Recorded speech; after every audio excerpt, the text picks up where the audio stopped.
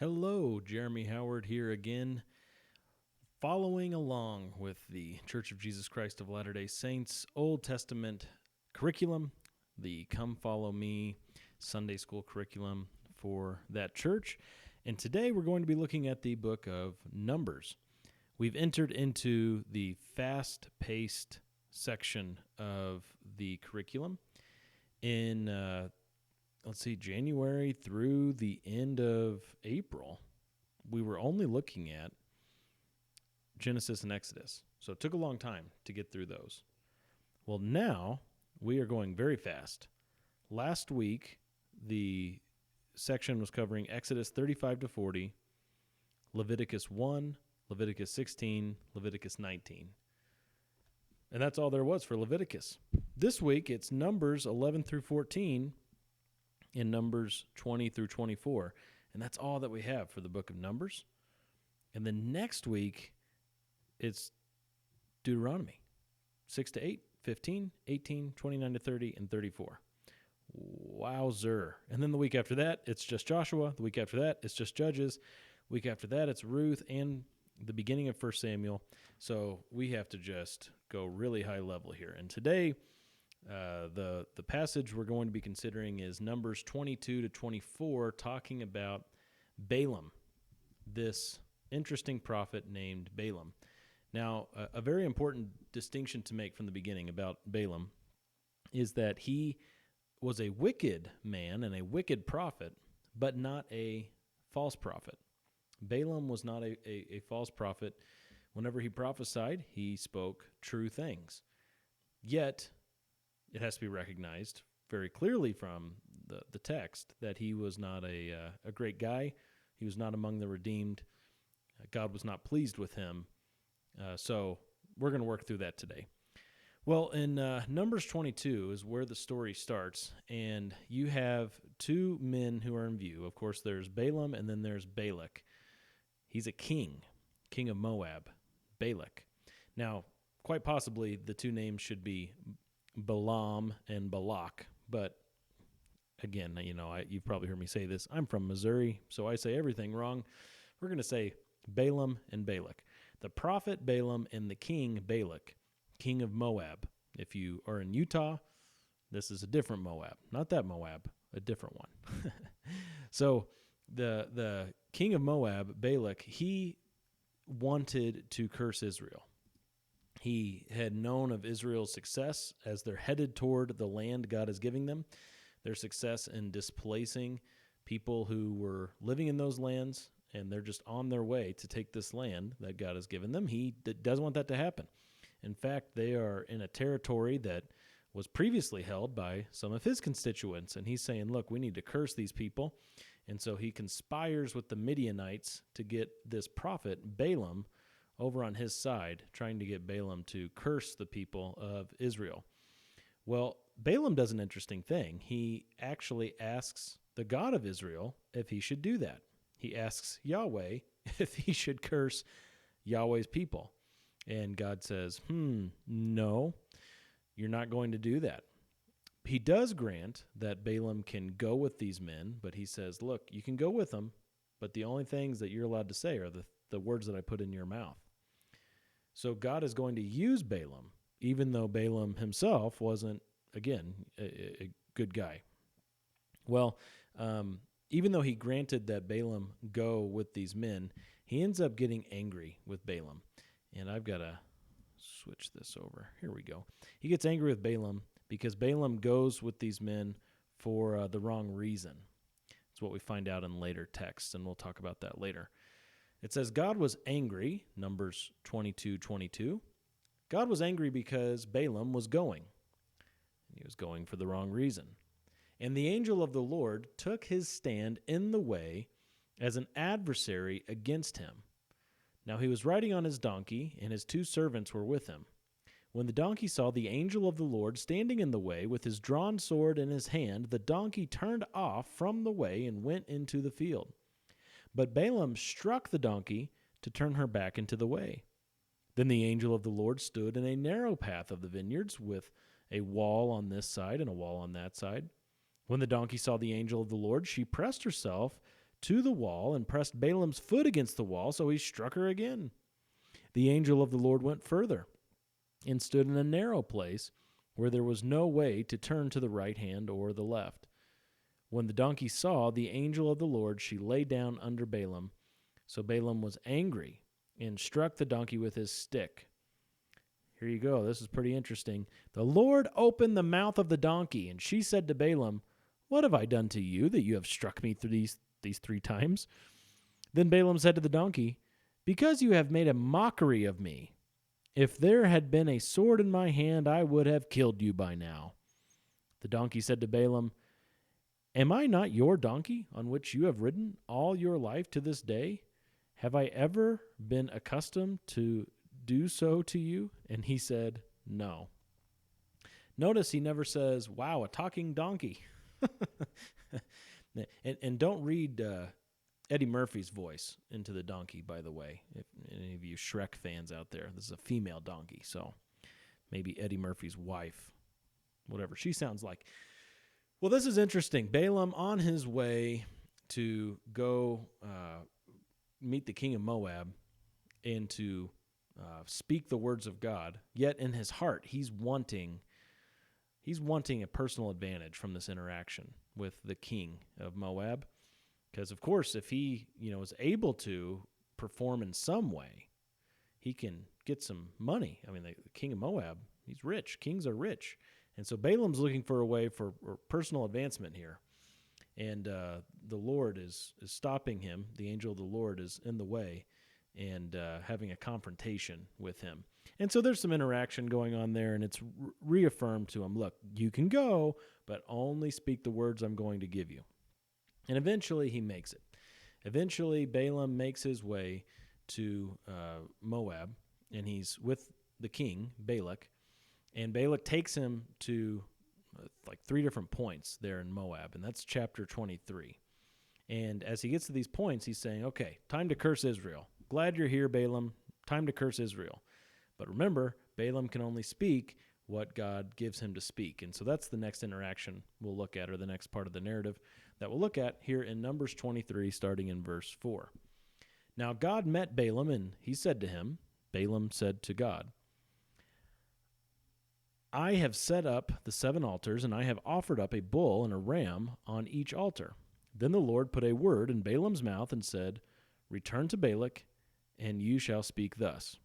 So he returned to him, and behold, he was standing beside his burnt offering, and he and all the leaders of Moab. He took up his discourse and said, "From Aram Balak has brought me, Moab's king, from the mountains of the east. Come, curse Jacob for me, and come, denounce Israel. How shall I curse?" This is an interesting question. "How shall I curse whom God has not cursed? And how can I denounce whom the Lord has not denounced? As I see him from the top of the rocks, and I look at him from the hills, behold, a people who dwells apart and will not be reckoned among the nations. Who can count the dust of Jacob, or number the 4th part of Israel?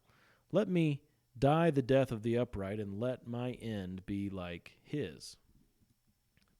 Amazing prophecy, the heart of it being, how could Balaam, this wicked prophet, but not a false prophet, how could Balaam curse or denounce a people that God has not cursed or denounced? And that's what God is saying through him. Remember, it said that the Lord, Yahweh, put this word in Balaam. And so God is saying, look, this isn't going to happen. It just isn't going to happen.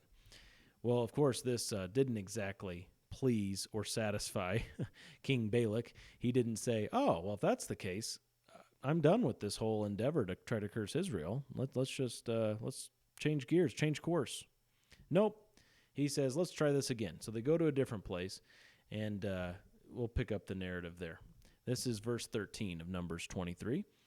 Balak said to him, "Please come with me to another place from where you may see them, although you will only see the extreme end of them and will not see all of them, and curse them for me from there."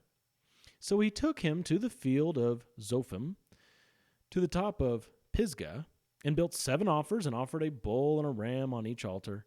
And he said to Balak, Stand here beside your burnt offering while I meet the Lord over there." Then the Lord met Balaam and put a word in his mouth and said, "Return to Balak, and thus you shall speak." Sound familiar? This is like doing the whole thing over again.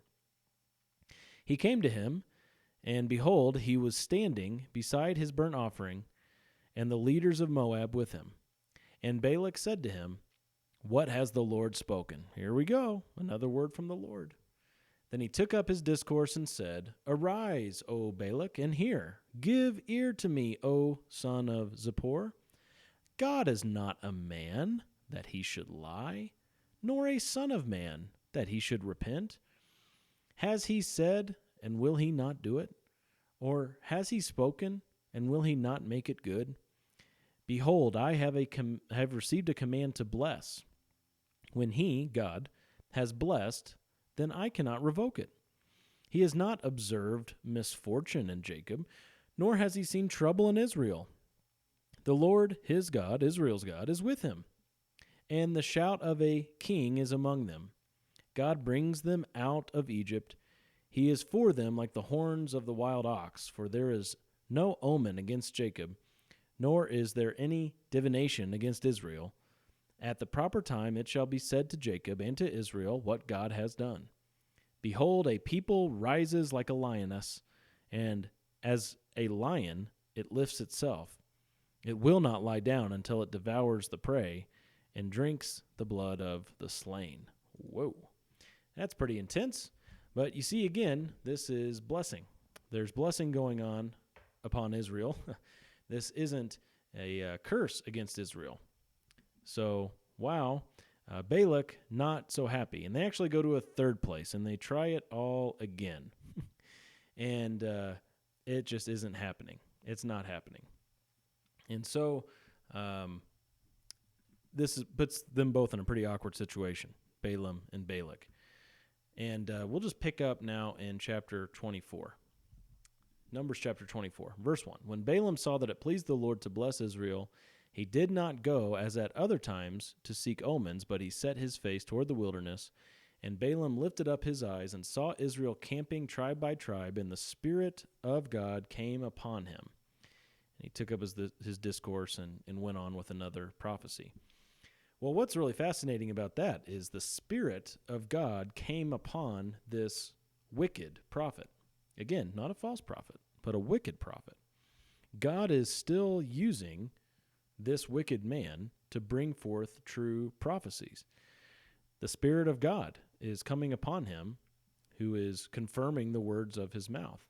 And God has said very plainly, he is going to bless his people, Israel. God has not cursed them. There's nothing in God against them. He has entered into covenant with this people. He has made certain unconditional promises that will come about for the nation of Israel. He is going to bless this nation. And he's not going to turn back on these things. That second prophecy I read in chapter 23, verse 19, God's nature is the basis for him keeping his promises. Balaam truly said, God is not a man. He's not a man that he should lie. And he is not a son of man that he should change his mind. If he has said something, he is going to do it. You see, God's faithfulness to his promises is tied to his nature. In the book of Romans in the New Testament, it says, "May God be found true, though every man be a liar." Germane to the nature of mankind, created human beings, is this tendency to sin, this propensity to lie and to do things that are wrong. For everybody listening to this, if someone were to ask you, have you ever told a lie? Well, if you were going to be honest, you would say, yeah, I have. Well, did you know that God has never told a single lie? He is not a man. He's never told a lie. In fact, there's an interesting story in the Old Testament that we'll get to eventually in our study sometime this summer, where God wants to confound an earthly king, and so he asks if there are any spirits that are willing to go lie to the king. God himself will not tell a lie, and so he's using a spirit to go tell a lie. And the reason that God doesn't lie, and the reason that God is perfectly faithful to all of his promises that he always follows through, is because he is not a man. He is the creator. He is in no way a creature. He has no God above him who created him, but he's the creator of all things. And when I say all, I mean all. There is not one thing that exists anywhere that God did not create. God creates all things. So that's really important to note, is that the basis of God's faithfulness is his unique nature as creator, the eternal creator. Well, let me share with you one last interaction here with Balak and Balaam and these prophecies that are going on. So this is still Numbers 24, verse 10. Then Balak's anger burned against Balaam, and he struck his hands together. And Balak said to Balaam, the king said to the prophet, I called you to curse my enemies, but behold, you have persisted in blessing them these 3 times. Therefore flee to your place now. I said I would honor you greatly, but behold, the Lord has held you back from honor. Wow. Really interesting statement there by that prideful king. Verse 12, Balaam said to Balak, so the prophet back to the king, did I not tell your messengers whom you had sent to me, saying, though Balak were to give me his house full of silver and gold, I could not do anything contrary to the command of the Lord, either good or bad, of my own accord? What the Lord speaks, that I will speak. And now, behold, I am going to my people. Come, and I will advise you what this people will do to your people in the days to come. And again, this wicked but not false prophet took up his discourse and said, the oracle of Balaam, son of Beor, and the oracle of the man whose eye is opened, the oracle of him who hears the words of God and knows the knowledge of the Most High, who sees the vision of the Almighty falling down, yet having his eyes uncovered. Now listen to this. This wicked but not false prophet says, verse 17, I see him, but not now. I behold him, but not near.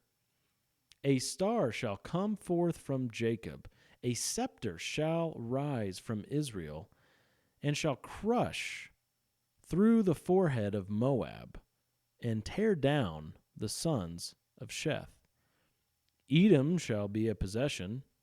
Seir, its enemies, will also be a possession, while Israel performs valiantly. One from Jacob shall have dominion, and will destroy the remnant from the city. This prophet, wicked but not false, says that a star will come forth from Jacob. Jacob, of course, is another name for the nation of Israel. And a scepter shall rise from Israel. We're not talking about here a person who is alive at this time, but someone who's coming in the future. There's a future tense to this, as you can see. There's one coming from this nation. And the star, the scepter, shall crush through the forehead of Moab and tear down the sons of Sheth. There will be a total destruction of Israel's enemies, those who are set against Israel. There will be a destruction of them when this one comes. That's something very interesting to note. Now, I want to connect this to the New Testament. In Matthew chapter 2, verse 2, it says, this is the wise men speaking, where is he who has been born King of the Jews? For we saw his star in the east and have come to worship him. These magi, wise men, whatever you want to say. That's a whole another conversation. But they saw his star in the east and have come to worship him. Now, this isn't a direct correspondence with what is previous, but isn't it interesting that we're told that a star will come forth from Jacob, and these men are saying they saw his star in the east. Now, what is his star? What is Jesus' star? This is, of course, the story of when Jesus was born. Well, the only connection we can make to any previous scripture is Numbers 24. Jesus' star in the east led them to him, and he is called a star of Jacob, all the way back in Numbers 24. Yet we also recognize that this aspect of the prophecy, that he's going to crush through the forehead of Moab and tear down the sons of Sheth, that didn't happen when Jesus was born, right? You don't remember reading the Gospel of John and reading that Jesus crushed through someone's forehead as a scepter. If you did read that, you're reading quite a different translation than the one I have. So what's the deal with that? Well, if we go to Revelation 22, verse 16, Jesus is speaking and says, I, Jesus, have sent my angel to testify to you these things for the churches. I am the root and the descendant of David, the bright morning star. He's calling himself the star. And again, in Numbers 24, you have the star that's coming forth from Jacob, and here he calls himself the bright morning star, also the root and descendant of David, which we'll get into later in the Old Testament. But there's going to be a star coming forth, a scepter from Israel, crushing through the enemies of Israel. And, of course, in the book of Revelation, we finally get to that point. At Jesus' second coming, he returns as the rider on the horse. There's a sword coming out of his mouth. His eyes are a flame of fire, and he strikes down the nations, rules them with a rod of iron.